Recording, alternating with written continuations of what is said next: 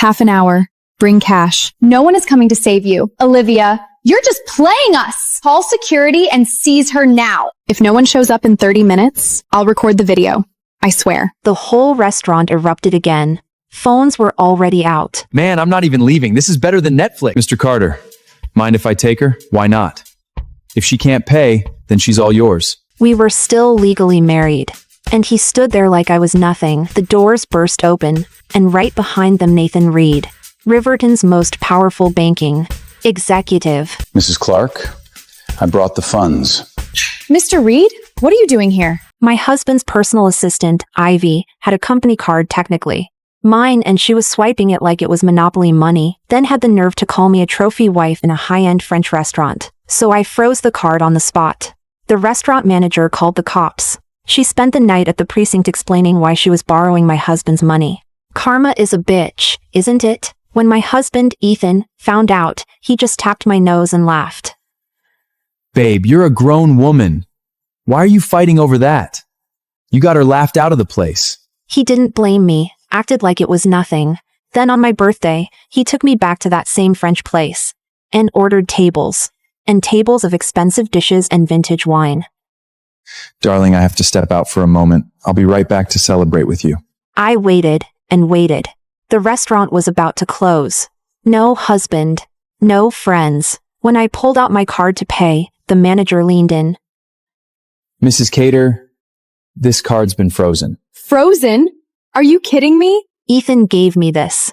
Before he left, he took my usual one and said, It's your birthday. I'm paying tonight. I was actually touched. I thought I'd married a perfect man. Now he was gone. I'd called him 30 times. No answer. And if that card declined, I was in serious trouble. The manager's tone shifted, polite to irritated. Do you have another card? We don't allow tabs here, you know. After what happened last month. Of course I remembered. Last month Ivy blew through thousands and called me trophy wife, and suddenly this awful feeling crept up my spine. Was this revenge? Was Ethan getting even for her? Right then footsteps. Dress shoes on marble. I turned. It was Ethan and Ivy. Olivia, don't you love punishing people who can't pay? Well, now you get to see what that feels like. Olivia is just a nobody from the sticks. She definitely hit the jackpot, but the luck just ran out.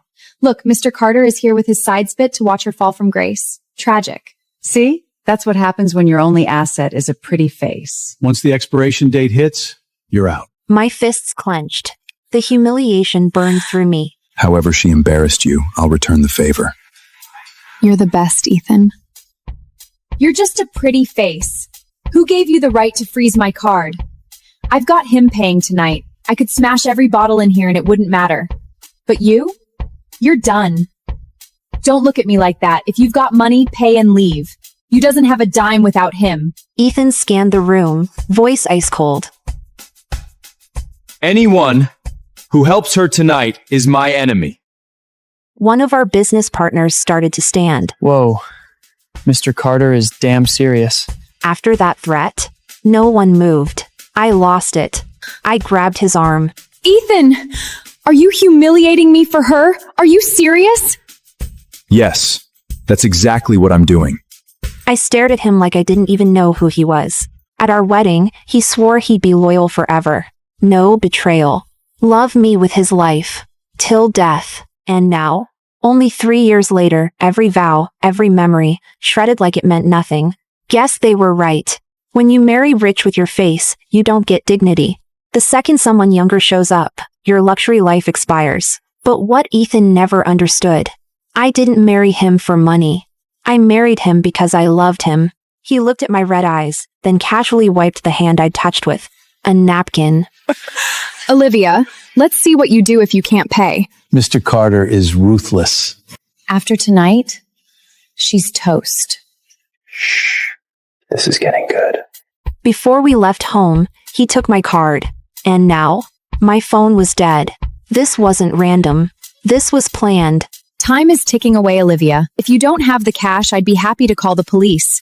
A few nights in jail would do you good. Isn't that what you did to me?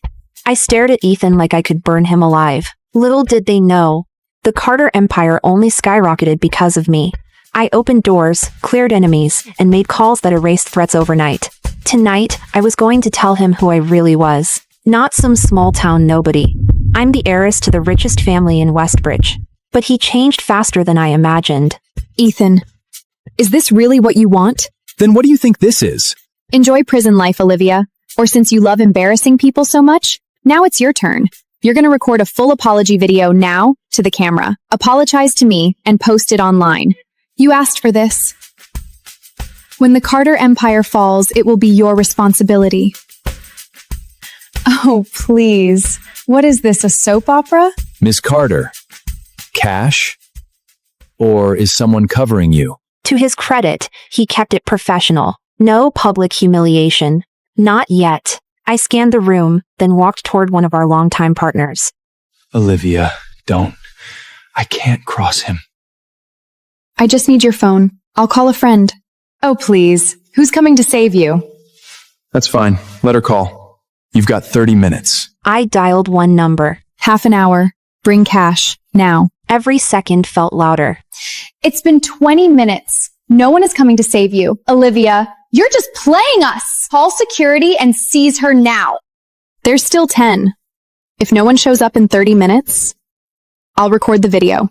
I swear. The whole restaurant erupted again. Phones were already out. Man, I'm not even leaving. This is better than Netflix. I came here for dinner and got front row seats to a live meltdown. 10 minutes. Almost up. A heavy-set man reached for me. Don't you dare touch me. Nice figure, though. I can tell without even laying a hand on her. Mr. Carter, mind if I take her? Why not? If she can't pay, then she's all yours. Everyone was convinced I couldn't pay. And just like that, they stopped, pretending to be civilized and started reaching for me. If hatred could take physical form, everyone in my line of sight would have dropped where they stood. But hatred doesn't work that way. Go. Grab her, hold her down so those pigs can have their fun. Yes, sir. I looked at Ethan. Something inside me went completely cold. He didn't even flinch. Don't look at me like that.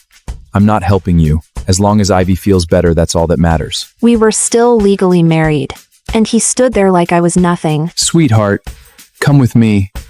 I've got money. I'll cover your bill. Pick me instead. I've got plenty of cash, and as you can see, I'm in much better shape than those guys. If you touch me, you'll regret it. I swear to God, you'll pay for this. My ass. Strip her. Time's up. No more act. She didn't even finish the sentence. The doors burst open. Men in black suits stormed in. They moved fast, precise, control taking down every man around me in seconds. And right behind them, Nathan Reed, Riverton's most powerful banking executive.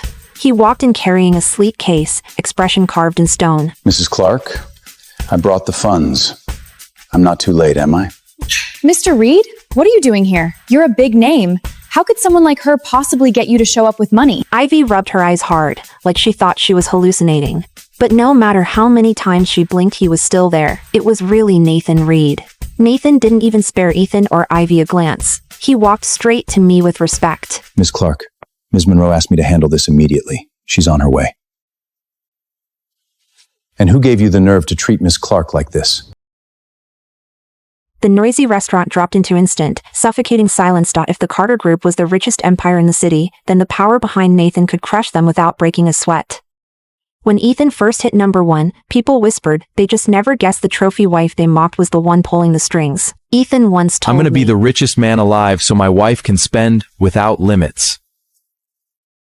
Funny how things change. I built his throne. I can kick it out from under him. Under Nathan's icy glare, no one dared whisper. Did Olivia seriously call in money?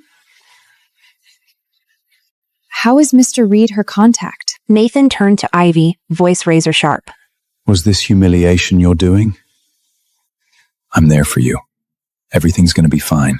Ivy hid behind him, forcing down her panic. Yeah. Ethan's the richest man in Riverton. I might be intimidated by Nathan, but that doesn't mean Ethan is. The second she said it, her confidence came rushing back. She straightened her spine like she just remembered who she thought she was. Ethan stepped forward, voice turning cold. I don't know what kind of connection you think you have with Reed, but let me make something clear. In Riverwind, I can freeze you out. And Mr. Reed, this is a private family matter. It's not your place to interfere. I beat you once to claim the top spot, and I can do it again. Don't push me. I can have you pushed out of this city. Nathan let out a soft laugh. Big words. If it weren't for Mrs. Clark, your company would have been finished whole years ago. Everything you have came from her. You had everything handed to you and you didn't even realize it. Ethan scoffed like it was a joke. I was tired, done explaining myself. I've paid the bill. Ivy, remember what you promised? Yeah, I said it. So what are you gonna do about it? Ethan runs this town. I lowered my gaze slightly. You think hiding behind Mr. Reed gives you power over me? Keep dreaming. I said softly. When the news hits that Carter's stock is tumping, I hope Ethan can still look at you with that same devotion. My smile turned even colder. When the alert comes in that Carter's stock is sliding, I hope Ethan can still look at Ivy with that same devotion. Nathan's brow tightened slightly. He gave a subtle nod to the men in black. They understood instantly. In one swift move, one of them struck Ivy and knocked her down right in front of me. She collapsed on the floor, scrambling on her hands and knees, pathetic, almost animal-like. You made the promise, so you're going to honor it.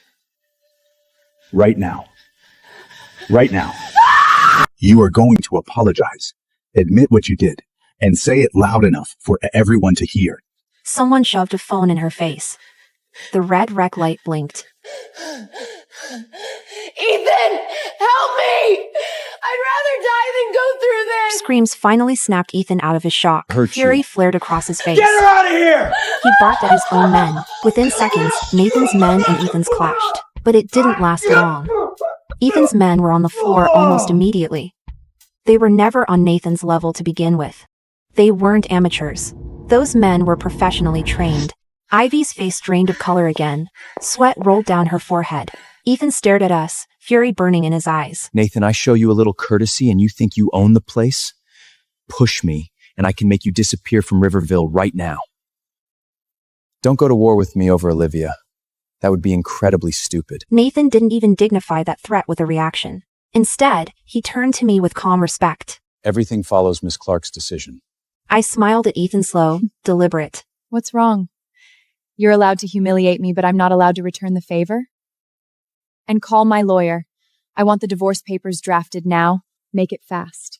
The second I finished speaking, Ethan exploded. You want a divorce? You don't get to decide that, Olivia. You're just a nobody I picked up. Know your place. You'll understand exactly who I am once you're signing those papers. Oh, and your father? He might be on his way to skin you alive. Shut up! Who the hell do you think you are? My dad's gonna show up and kill me for you? Please.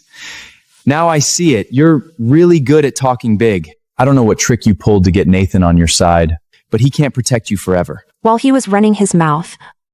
Since we're divorced, I'm done building the Carter name. Within 30 minutes, the second my call goes out, your stock starts sliding. And it won't stop until the Carter empire hits 0. Olivia, aren't you tired of this little act yet? Enough! You're doing nothing but stalling. Give it up, Olivia. You think Reed can ever take down the Carters? You ever wonder why he's forever the runner-up? Because the Carters keep him there.